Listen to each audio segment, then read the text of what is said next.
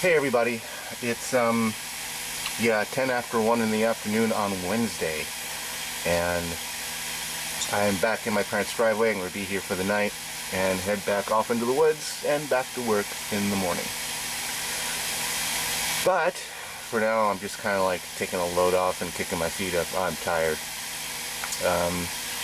Let's see here. Oh yeah, so in one of my subscribers' most recent videos, Hobbs Ventures, he was showing everybody his heater fan, or his little room heater, saying that it was probably too big for the inverter and battery setup that he has. So I am making a video now about how to determine how much inverter and battery power you need for any appliance on 110 volts.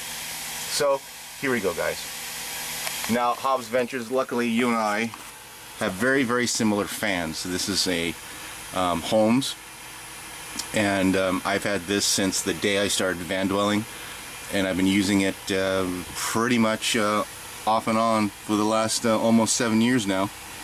I tend to use this only when it gets really, really cold, and it's been rock reliable. Well, anyways, to determine the power requirements of this fan on any appliance in the United States, on the back or perhaps even on the bottom, there's going to be something called a UL listing, which can be a sticker, or it can be in fact molded into the plastic or whatever material your appliance is made out of. And I know you're not going to be able to see this because the writing is super small and you really have to squint and look at it to get any information off, but this particular one says 1500 watts. So that doesn't mean it's going to use 1500 watts, it's going to mean it has the capacity for using 1500 watts. Now, to determine amperage, there's a mathematical formula you have to use.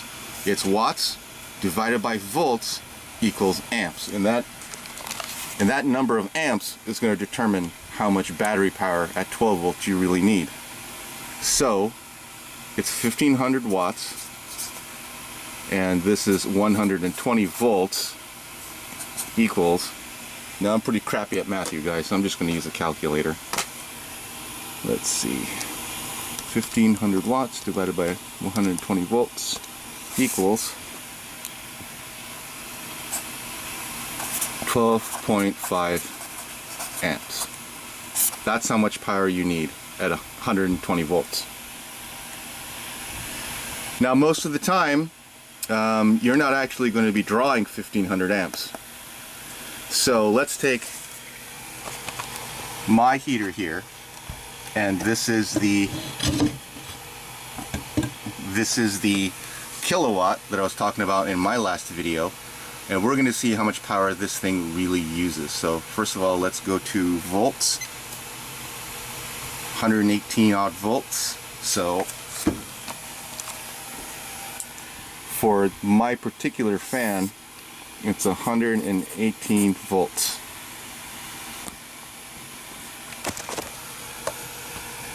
So let's go ahead. I'm going to turn this thing around because it's kind of warm today. I don't feel like blasting myself with hot air.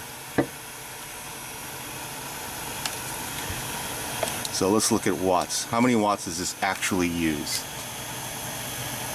About 1150, somewhere around there. Not exactly 1500. And it's, yeah, blowing pretty hot. So we'll say 1150 or so. So watts is 1150. So divide by equals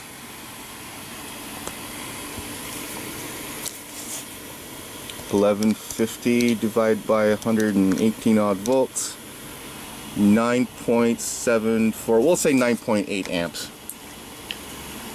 Okay, so 9.8 amps.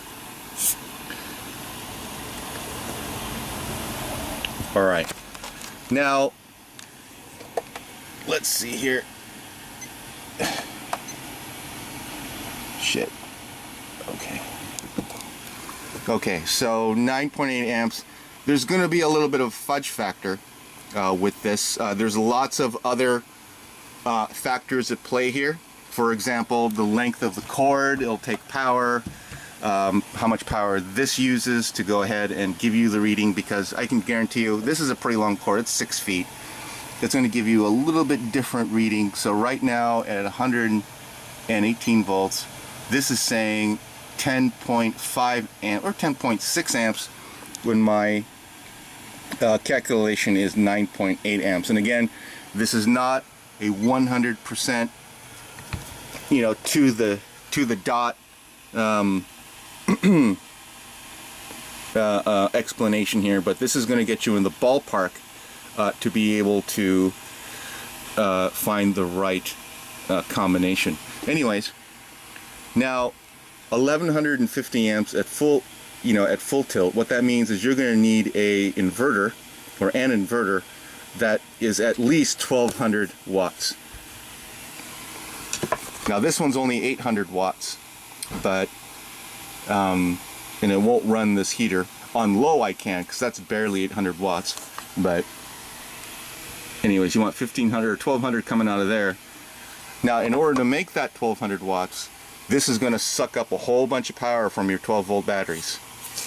And how to determine how many amps, how much battery you're going to need, is you're going to have to take this figure, 9.8 amps, and then multiply that by 10. So equals 98 amps. That's how much power you need from your 12 volt system to power that fan at full pelt. Now, most car batteries are 35 amp hours. That's not much. Personally, I have 100 amp hours in my battery system. Now what that means is for 1 hour you can draw 100 amps for 1 hour. Or conversely, you can draw 1 amp for 100 hours. So all you have to do is kind of, it's logic, 198 amps, 100 amps. You could run that for an hour if you had the appropriate inverter. So yeah, that's kind of how it works. These are ballpark figures. They're not exact science, but they've always worked for me. There are lots of other variables here, including, you know, the quality of your inverter, the length of the extension cord, the age of the device, the quality of the power that's coming out of the wall socket, because, you know, some houses are new, some houses are old, and to be real here, not only do I have the 6 feet of extension cord for this fan, but another 50 feet of extension cord just to bring power out here to the kilowatt. And you can buy this kilowatt at, or something like it, at any hardware store. This one I think I paid $17 for 7-8 years ago, and I know they still make them. So yeah, there you go, Hobbs Ventures, and that's how you decide how much power you need and what kind of inverter you need for whatever appliance that you're trying to use. Alright, I hope everybody's having a good day. I'm having a pretty good day. I'm just going to sit down, eat some lunch, and just, I don't know, probably take a nap because I'm beat. Alright, see you later. Okay, really quick, I totally forgot to mention this. Just because you have a 100 amp hour battery does not mean you can run 100 amps for 1 hour, or 1 hour, or 1 amp for 100 hours. You should never let your batteries run below 50%. That'll start to damage the batteries, and I'll show you guys in a minute what I mean. So basically, you have at 1 amp 50 hours, or at 100 amps half an hour. So I just wanted to point that out. I totally forgot about that. So you have even less time on your battery, especially when you're using a very power-hungry appliance like a room heater. Okay. Alright, so here's a bit of a blast from the past. This was my original battery pack that I was using in my first van to supply me with power before I went and had a permanent installation. The idea was that the whole system would be mobile. So Here's the battery here. Of course, this is just a box, a wooden box. That's all it is. And with a 12-volt outlet, and here's my Samlex inverter. Now the way I had it set up was I had one of these glad hand connectors, the Tyco amp connector, and what I would do with that is I would have a car battery charger. There we go, one of those things with the other end, and I can plug it in and charge it when I needed to.